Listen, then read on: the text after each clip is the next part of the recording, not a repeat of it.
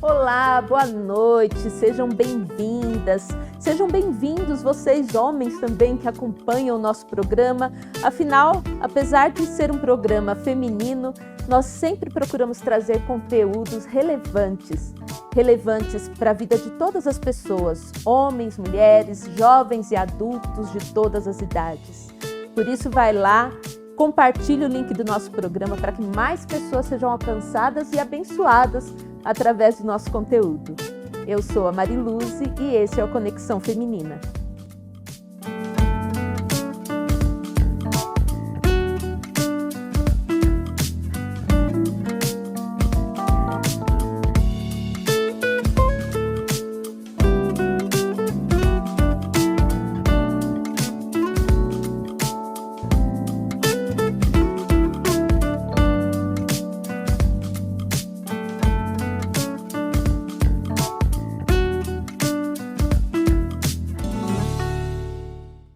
Está se tornando cada vez mais comum nos depararmos com pessoas que sofrem de algum transtorno emocional, de algum transtorno mental, inclusive no meio cristão.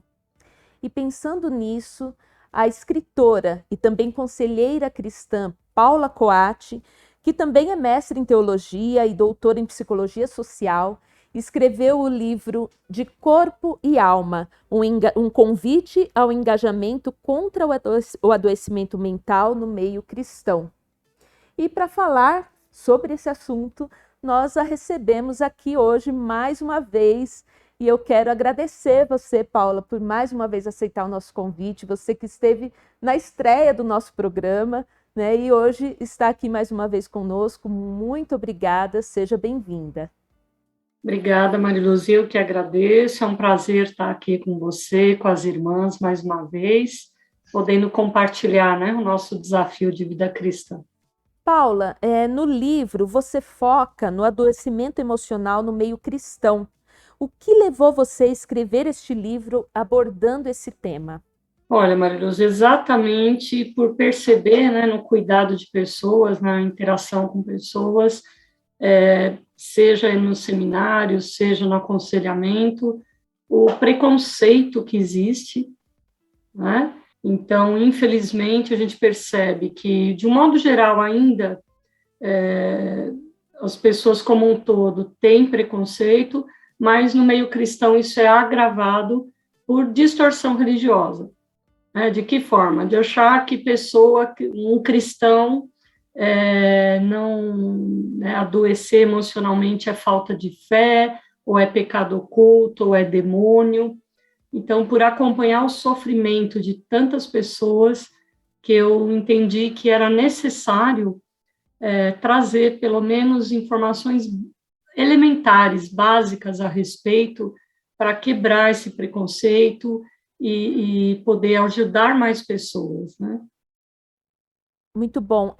O que são, Paula, e quais os principais tipos de transtornos mentais? Bom, o adoecimento emocional, ou como a gente chama tecnicamente, né, transtorno mental, eles são doenças de causas multifatoriais, né, de diversas origens. Então, tem elementos orgânicos, elementos psicológicos, elementos sociais diversos, né?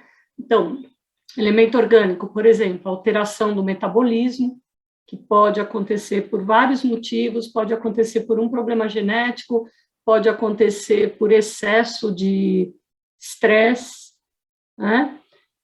Pode acontecer por alguma doença que provocou alguma alteração orgânica, problemas psicológicos, né, origens psicológicas, a forma com que a pessoa foi criada, traumas de vida, dificuldade de interagir na relação eu outro, né, por temperamento, ou seja, vários tipos de questões psicológicas e sociais, né? Muitas vezes as pessoas crescem num meio social, numa sociedade em que há uma opressão maior ou uma normatividade, algum tipo de padrão estabelecido socialmente que oprime pessoas que, por exemplo, o que acontece com as mulheres no Oriente Médio, né? Então, o transtorno mental, ele é um conjunto de questões que acontecem e que acabam se levando a um desequilíbrio do funcionamento da mente humana, né? Então, existe uma necessidade com isso de tratar a parte orgânica que processa a mente, o órgão do cérebro, de tratar a parte não orgânica da mente, pensamentos, forma de lidar com a vida, memória, né? Enfim, a parte da mente que a gente não toca, então precisa também tratar isso, e, sem dúvida, também a questão social de se reavaliar as práticas de vida em sociedade e ir se conscientizando e banindo de determinadas formas de lidar com as pessoas que provocam esse abalo, né? Então, o que é preciso entender é que, como as origens são multifatoriais, há necessidade de tratar em todos esses campos também. Então, há necessidade de medicação, há necessidade terapêutica, de aprender a lidar com a forma de pensar e interagir com a vida, e há necessidade de conscientização social. Com relação aos tipos, né, de transtornos mentais, são inúmeros.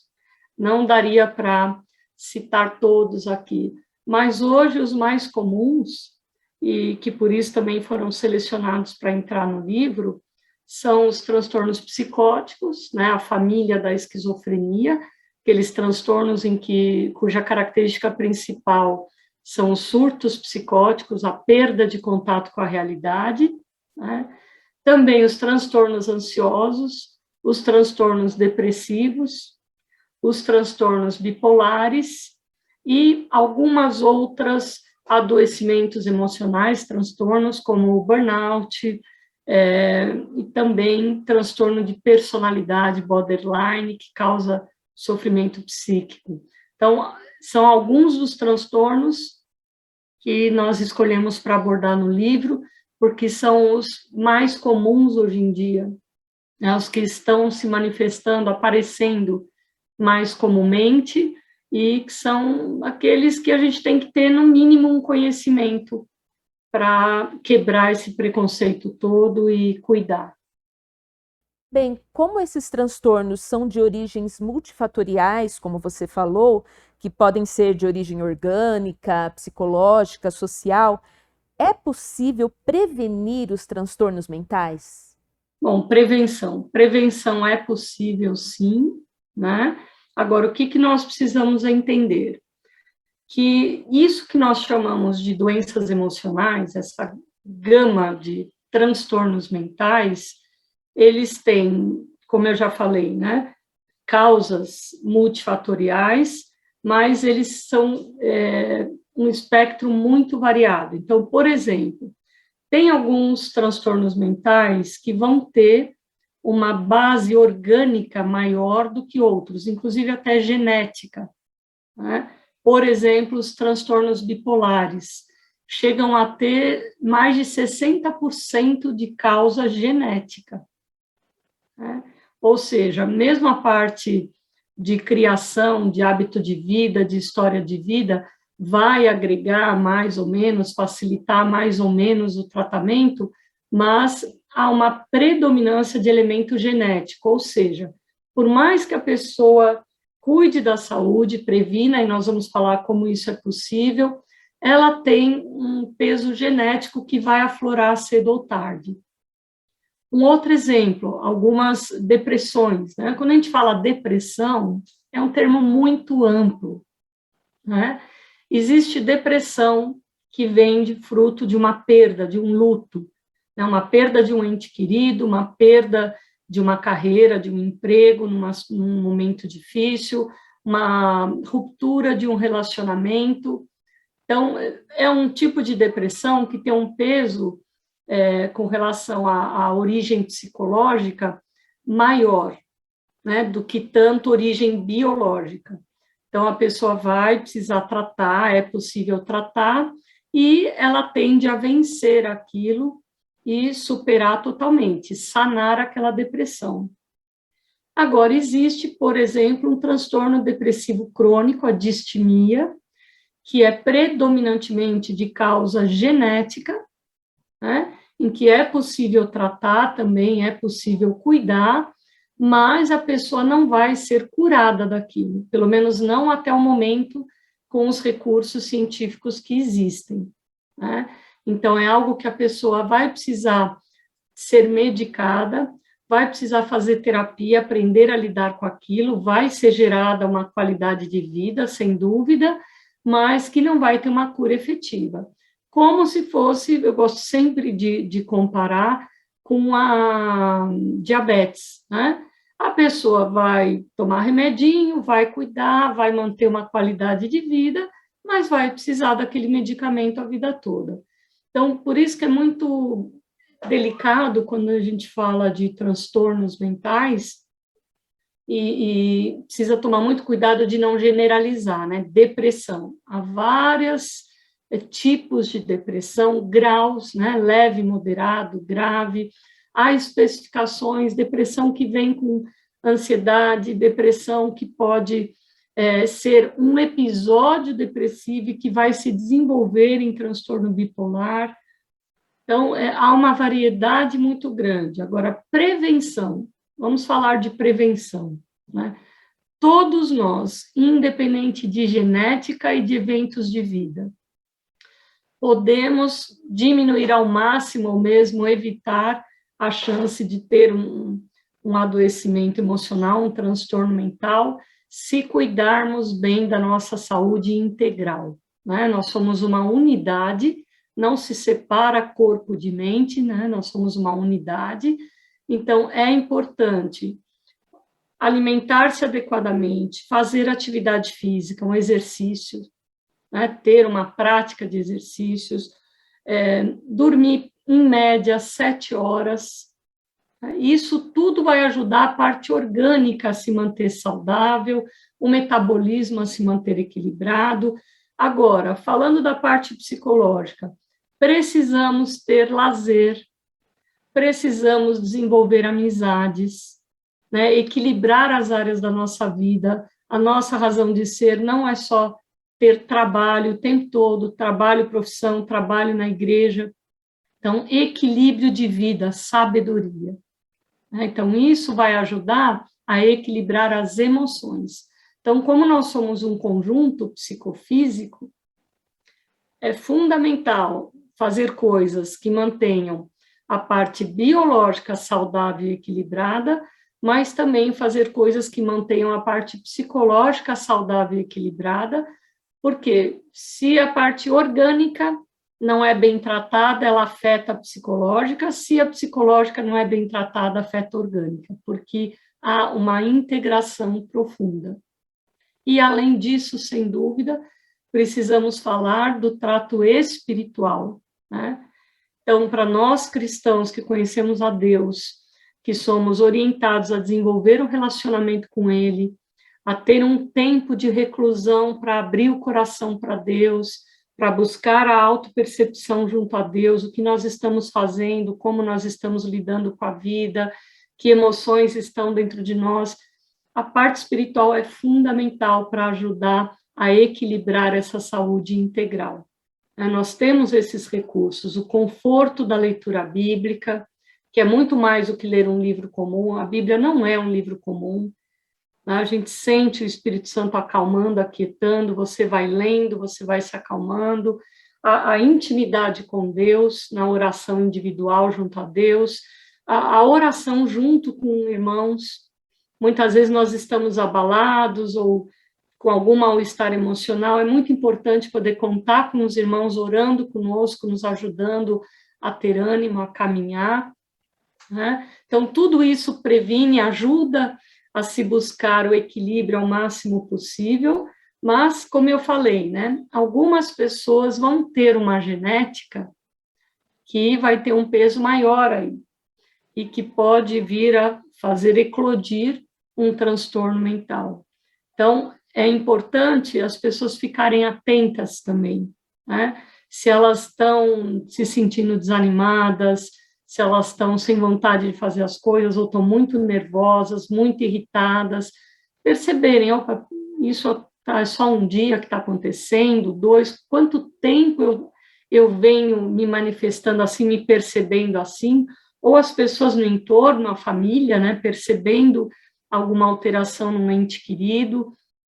Então, passou de uma semana, já fique atento. Uma tristeza prolongada, uma irritabilidade prolongada, um desânimo prolongado já é um sinal de alerta para irmos a um médico ver o que está acontecendo, né? Como eu falei, os transtornos mentais, eles têm causas multifatoriais, né? Biopsicossociais, então é importante procurar médico para regular o metabolismo e no caso, né, ajudar a equilibrar a química do cérebro novamente, porque é ela que controla todo o restante, então é fundamental ir num clínico geral primeiro, para ver se é algum outro tipo de problema, e, no caso, o clínico pode perceber que há necessidade de encaminhar para um psiquiatra, ou a pessoa pode ir direto ao psiquiatra, né?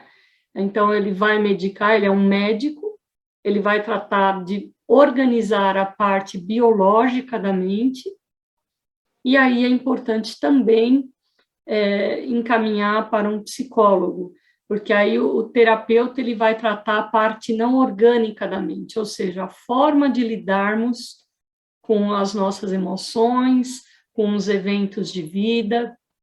Então, a prevenção é fundamental no cuidado nosso da saúde diária, né, no bem-estar e no equilíbrio das áreas da vida, tendo sabedoria, mas também, uma vez que detecta que há algo errado, ir para o médico, recorrer à ajuda, e uma vez detectado que existe realmente um adoecimento emocional, um transtorno mental, também encaminhar, né, além da medicação, para a terapia, para cuidar disso.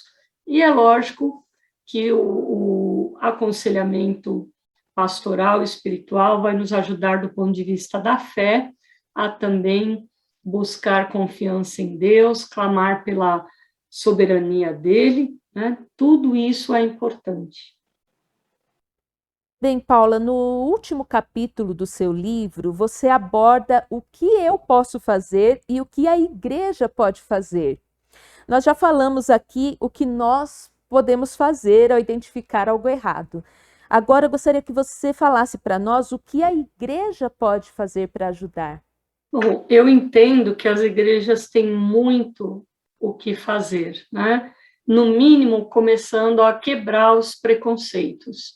Há muito preconceito, né? Isso foi o maior motivador da escrita do livro, de receber pessoas no aconselhamento sofrendo de transtornos mentais e que, por algum motivo, não foi identificado, ou até a pessoa percebeu que tinha algo errado, mas ela tem bloqueio para pedir ajuda, para ir num psiquiatra, para pedir ajuda a um psicólogo, porque dentro das igrejas ainda existe muito essa ideia de que depressão ou qualquer outro tipo de transtorno mental é falta de fé, ou é pecado oculto, ou é presença demoníaca, e não é assim, né? Não estou com isso pondo de lado a influência espiritual de demônios, porque eles tiram proveito da condição humana, né? Mas a origem dos transtornos mentais é, como eu falei, orgânica, psicológica, social, de vários fatores do ponto de vista da vida humana, né? Essa ideia, essa dificuldade de procurar um psiquiatra, essa dificuldade de procurar um psicólogo, eu ouço muito assim, não, isso é para louco, ou, eu não sou possesso, né, isso é para gente que, né, precisa de alguma coisa assim. Eu percebo que há muita dificuldade, isso vem de heranças históricas, né, da própria limitação do desenvolvimento das ciências. Hoje as ciências estão desenvolvidas, identificam que há realmente causas também orgânicas, por isso a própria farmacologia se desenvolveu, né? Então, nós precisamos quebrar isso de uma vez por todas. No mundo antigo havia esse olhar, porque a doença, o adoecimento da mente era algo assustador. Então, se acreditava sempre que era castigo de Deus, ou era demônio, né, ou era o resultado do pecado, de vidas erradas. Isso não só na cultura hebraica, no meio do povo de Deus, mas em todas as culturas do mundo antigo. E na Idade Média isso piorou, né? Mas temos que pôr um basta nisso. Conforme as ciências foram se desenvolvendo, o próprio preconceito junto à área de psiquiatria tem sido quebrado, né? Psiquiatria surgiu do estudo por parte da medicina de casos extremos de esquizofrenia, que não se tinha noção de como lidar.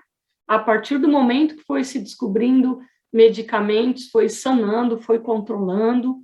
Então, precisamos pôr abaixo essa ideia de que psiquiatra é médico de louco. A própria medicina não trabalha mais com essa ideia de loucura, não existe isso como comumente a gente pensa, né? São adoecimentos que já estão sendo identificados ou que se percebeu que precisa estudar mais para identificar, mas todos eles oferecem, né, têm a possibilidade de serem tratados. Então, nós temos que parar com isso. A igreja tem o papel fundamental de quebrar o preconceito, até porque, do ponto de vista da nossa fé, preconceito, qualquer tipo de preconceito é incompatível com o cristianismo, com o que Jesus nos ensinou. O amor é fundamento da nossa fé, não o preconceito, né? Então, precisamos entender que não tem nada a ver com falta de fé. Você pode ter uma pessoa muito bem convertida, crente em Cristo Jesus, e, de repente, por N motivos, ela pode ser acometida de uma depressão e ela não vai conseguir reagir, né? Porque tem a alteração do metabolismo do cérebro, que altera o estado de ânimo. Então, isso é muito importante a gente entender. Por quê? Porque se a pessoa não for medicada e cuidada, por isso que é importante a igreja difundir informações, ela pode chegar ao extremo de um suicídio, como a gente tem visto. Pastores, membros de igreja se suicidando, né?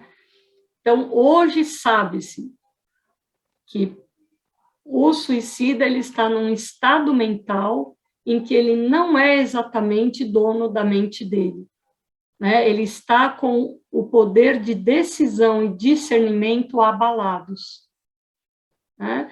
Então, isso pode acontecer por um extremo de alteração química do cérebro. Então, nós temos que quebrar esse preconceito, não só difundindo informações, mas prestando atenção às pessoas à nossa volta, porque muitas vezes a pessoa começa a sofrer alguma alteração e ela não percebe, muitas vezes ela não vai ter condição de perceber que está acontecendo algo com ela, e aí que é importante a gente acionar um membro da família, levar esclarecimento, chegar na pessoa e falar, eu estou notando que você não está bem, vamos no médico. Então, além de difundir informações, nós, como igreja, podemos ajudar pessoas que também já estão com algum quadro instalado, né? Oferecendo de ir junto no médico, vamos fazer uma atividade física juntos. Então, campanhas de divulgação de informação interna dentro da igreja, ou no entorno local da igreja, no bairro em que a igreja está, fazer um dia da saúde mental, né? Convidar psicólogos cristãos, médicos cristãos, ou não cristãos, mas que tenham o coração aberto a poder dar uma palestra, conscientizar pessoas. Isso pode, inclusive, ser uma ferramenta maravilhosa de evangelismo, né? Quantas pessoas não chegam pela dor até Cristo, né? Então, por que não levar o amor através das informações, da acolhida? Então, um dia da saúde mental, com profissionais de saúde ali ministrando palestras de como cuidar melhor da saúde, explicando o que são os diferentes quadros, né, os principais, por exemplo, os transtornos de ansiedade, de depressão, os transtornos depressivos, né, alguns transtornos de personalidade, colocar ali grupos de conselheiros psicólogos cristãos, conselheiros cristãos devidamente capacitados para acolher as pessoas, orientá-las, de repente perceber se há necessidade de encaminhamento para um médico já diante de um quadro mental. Então, a igreja pode fazer muito, e fundamentada na palavra, né? Porque Deus fala que o descanso é mandamento, né? Ele sabe como a gente funciona. Nós precisamos descansar, recuperar nossas forças físicas, psíquicas, todo o nosso ser. Né? Equilíbrio, sabedoria de vida, levar uma vida equilibrada, não se deixar guiar pelo padrão do mundo, também é a orientação do Evangelho. Então, é algo totalmente ligado ao que o Evangelho nos oferece, não é coisa puramente de médico e psicólogo, mas é um assunto que diz respeito à saúde pública, e tudo que diz respeito à humanidade está intimamente ligado ao Evangelho. Então, a igreja pode e deve fazer muito.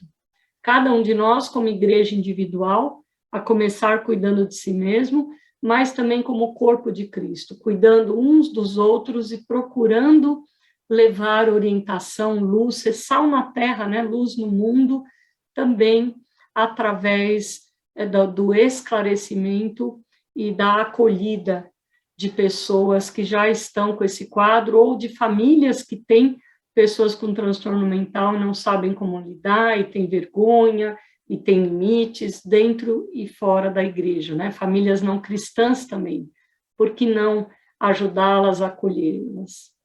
É um grande caminho para elas se tornarem cristãs. Bom, Paula, chegamos ao final do nosso programa. Eu quero mais uma vez te agradecer. Muito obrigada mesmo por essa conversa que nós tivemos aqui, esse assunto tão importante.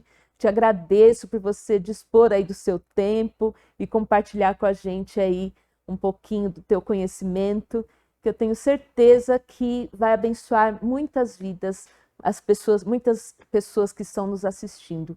Muito obrigada, que Deus te abençoe, abençoe a sua vida, abençoe o seu ministério. Amém. Eu que agradeço, Mariluz, pela oportunidade aí de compartilhar, e peço de coração, né, que as irmãs na fé se engajem nessa luta. Há muito sofrimento dentro e fora da igreja em função dos transtornos mentais, e nós podemos fazer muita coisa. Né? Obrigada pela oportunidade de falar sobre isso. Assim como nós podemos adoecer fisicamente, também podemos adoecer mentalmente, emocionalmente. Isso pode acontecer com qualquer pessoa. Então, se você está se sentindo triste, angustiado, se algo está te afligindo, busque ajuda. Busque ajuda primeiramente do Senhor Jesus, que não só pode aliviar a sua dor, aliviar aquilo que você está sentindo, que está te incomodando, como também pode te dar direção. Peça a Ele direção para que você procure ajuda com profissionais competentes, com pessoas sérias, que certamente serão usadas por Deus para te ajudar. E nós, como cristãos, também que nós possamos prestar mais atenção no outro, perceber o outro, perceber a dor do outro e nos dispormos a ajudar. Eu gostaria de deixar aqui um trecho, uma frase escrita pela Paula aqui no livro. Cada um de nós pode e deve cumprir ao máximo o exercício da misericórdia e da compaixão na manifestação de sua vida cristã, para com o próximo e para consigo mesmo. Que Deus te abençoe. E chegamos ao final de mais um programa. Quero mais uma vez agradecer a sua audiência, agradecer por estar conosco. Quero também te lembrar, aproveitar de falar para você adquirir o livro, né, de Corpo e Alma, da Editora Promessa. Acesse lá o site da editora, aproveite lá os combos também, há combos com o livro, com o Clarim, enfim. Procure lá que sempre tem uma promoção interessante para você. E os produtos da Editora Promessa são muito bons. Vale a pena adquirir, tá bom? Que Deus abençoe a sua vida, abençoe a sua família e até semana que vem.